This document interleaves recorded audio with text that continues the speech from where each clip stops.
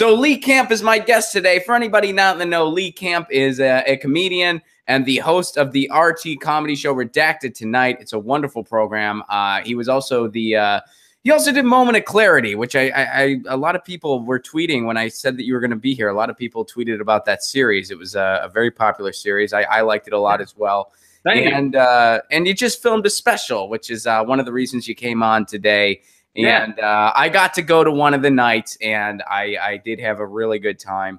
That was such a fun night, man. I mean, Jimmy was on fire. You were on fire. Abby did a wonderful job bringing you up. That was Jimmy Dore, Abby Martin. And, man, that was just such a fun time. I think just the people hanging out, Paul Provenzo, Rick Overton. Yeah, man, the after party was just, I mean, all right. Greg Pallas was there. Overton was there. Paul Provenzo was there. Francis Fisher was there. Robert Shear, Truth Dig. Yeah, that was a fun hang, man. That was a really fun hang. And me and Rick Overton accidentally went to the wrong spot before everybody else. Like we wondered. So there was this spot for everybody that wasn't there. Maybe a couple people in the chat were, but there was this after party that was going on after Lee's show, and there were a couple spots next to each other. One was like a chill bar that was totally appropriate to have said after party. The other was like this weird nightclubby type thing that was like, oh, this would be a weird spot. I think I walked in there and you couldn't actually hear anyone say anything. So. No, totally, man. Me and Overton walked in there. Like me and Rick Overton walked in there, and we're looking around. We don't see anyone we know. And he's like, I don't know about this place, Ron. I was like, yeah, I think we're in the wrong place. But we found it. In the first 12 seconds, you got offered a hand job. So, you know, it was all right. Yeah. So it ended well, but yes. Yeah. Well, good to see you, man. So what can you tell us about the special? Like what's kind of, where's it at right now? Well, yeah, it's all nearly done. They're just, fixing up some sound things and stuff like that. But as you're talking about, I taped it live in Los Angeles at the El Rey Theater. It's my first stand-up special in over 4 years, because we'd put out these little redacted stand-up specials, but I was about 15 minutes of the half hour or whatever. So this is the first real one in over 4 years. And it'll be available only on its own site. There's no Netflix, no Hulu, no nothing, because you know what? They don't really want to talk to me anyway. So, so yeah, it'll just be on its own site. And if people want to sign up to find out basically when it's available, which will be the next couple of weeks, they can do that at leecamp.com. Sign up for the email list. But yeah, it was, I feel like I talked about a lot of important shit, and I tried to cram it all in there in an hour. And, as I'm sure you see with your stand-up, it's tough to analyze the entire world in an hour, but I did my best. Yeah, and sometimes it's tough to, like, always have those punchlines ready.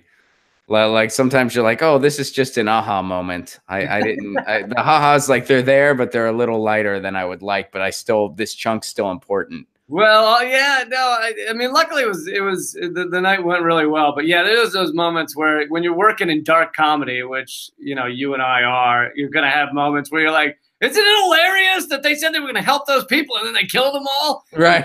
No, it is not. So there's it's like, we're with you and we're there, but man, that's too real. My favorite, I really, really enjoyed, and I don't want to give anything away, so I'll speak very generally, but I really enjoyed the where you were describing the police officer job. Yeah. It was a long bit, and I really dug that bit. And that's like that. Those are the types of bits that I think like you can only see in a longer set. Like it'd be tough to do that if you were doing 10 minutes at a club.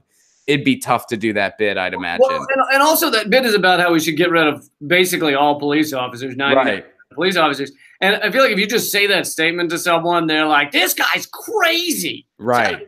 He's an anarchist. But if you actually hear the whole 10 minutes of it, I think like probably a lot of cops would agree too. Like it's a well thought out philosophy on why we don't need kind of the like fist of the corporate state on every street corner, largely just harassing people of color. So.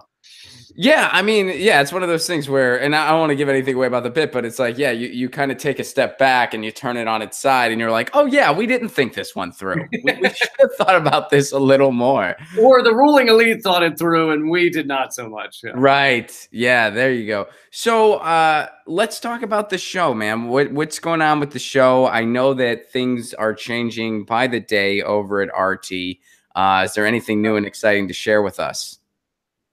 Well, in terms of, RT America has been dealing with all kinds of shit, whether it's suppression or, and as you also know, it's not just RT America. It's against any anti-establishment, corporate voices out there. It's hitting all of us very hard.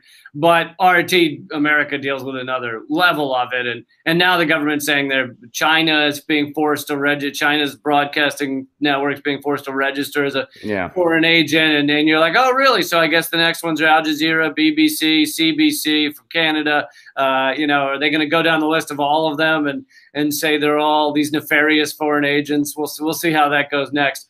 But so RT America is dealing with that. They're also dealing with the death of Ed Schultz, who was kind of the centerpiece of their news programming, in that way, it's been a tough time for them. But in terms of Redacted tonight, we keep going as always. I'm proud to say I write all the stuff I'm doing on the show still, and it's a lot of work, but it is definitely an effort of passion, a job of passion.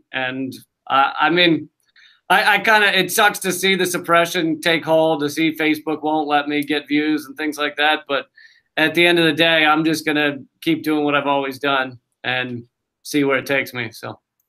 Well, I've heard other people say it, but I've never heard you say it.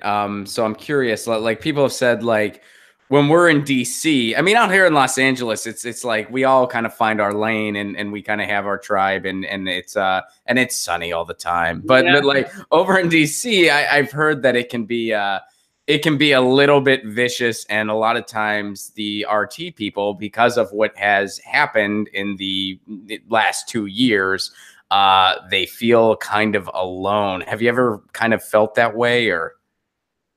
Yeah, I mean, you're already an outsider because you're a comedian. Like we're already just outsiders by design, so it probably doesn't hit you as hard. Yeah, I mean, I don't want to speak for RT's journalists. I don't know how exactly all of them feel, but it can feel like you're being attacked at all angles in certain ways, and I think the group I look to remind me why I'm doing this and that we're, standing for something so important is kind of certain journalists out there that are also outside the mainstream, Max Blumenthal and Abby Martin, who you saw did the intro at the show. There's a select few others who also deal with this kind of endless barrage of shit, because you're not just showing what's wrong with the power elite. You're also showing what's wrong with the corporate media. And you and Jimmy are also in this group. And so you're going to deal with this shit. I mean, it's funny to watch in a certain sense. If you can remove yourself from it and not worry about your views or your income or whatever, it is funny to watch, like when they grouped Jimmy on the CNN article, grouped him in with pedophiles and neo-Nazis.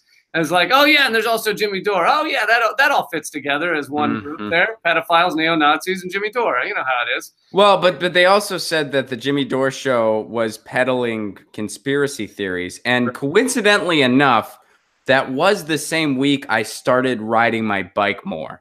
So, I tried to spin it as the positive. I was like, oh, maybe they noticed I've been exercising because we were peddling something. Yeah, and the whole day of conspiracy theories is funnier than ever, considering Rachel Maddow does a half hour of conspiracy theories each episode now. So, but when you're doing a conspiracy theory that is establishment approved, you're just unpacking the truth. That's what you're doing. When it's not establishment approved, then you're crazy. Oh, and when you get something blatantly wrong, ridiculously wrong, but it's at the establishment's behalf, you just made a journalistic error. But if you get something wrong and you're not on the establishment behalf, you're fake news now and forever. And pack your bags. Those are the rules. And that's if they ever admit they made a journalistic error, or sometimes they just move on and never mention it again. So. Just move on. And it's like, I mean, I don't see it, like, to any observer that really looks at what's going on, this idea that we're demonizing American bureaus of media outlets, that all of a sudden RT America is some foreign agent. The FARA Act happened in the first place to combat Nazis. That's what it was intended for. Yeah. Now we're using it against American bureaus and American journalists. This is absurd beyond comprehension. And the other thing that'll blow people's mind is it was designed to talk about lobbying firms, not about press, because it was supposed to be freedom of press. So it was designed to talk about lobbyists and like Nazi and German lobbyists and those type of things. So really, if you wanted to do the pinpoint exact definition of what should be a foreign agent, it is AIPAC, which is Israel's lobbying arm in America. So that should be a foreign agent. And in fact, in the 1960s, they kept saying AIPAC needed to register as a foreign agent, and they just never did it. And so now you have the actual foreign agent of AIPAC that is never registering, and now they're going after the press in various other ways. So it means nothing, honestly.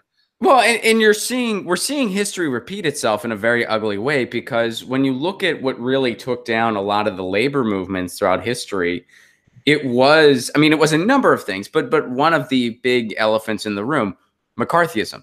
Yeah, that was one of the. So now it's almost like this is preemptive McCarthyism. Like, it's like, well, the only way we're going to get our next FDR is if we have a true rise in labor outside of electoral politics. At least that's what I believe. So let's preemptively strike and throw the McCarthyism at them now. Let's. Yeah, McCarthyism for the ruling elite has just been the gift that keeps on giving. It's just, you wait 10 years from the last run, and then you just start over again, re-up, and accuse everyone of, being a Russian. You voted for Bernie Sanders, you're officially a Russian. Mm-hmm. Get your news on with Ron. Don't you want to know what's going on? We're getting our news on today. Get your news on with Ron. Don't you want to know what's going on? We're getting our news on today. You can tweet me an article at Ron Placone. We'll go through it together and make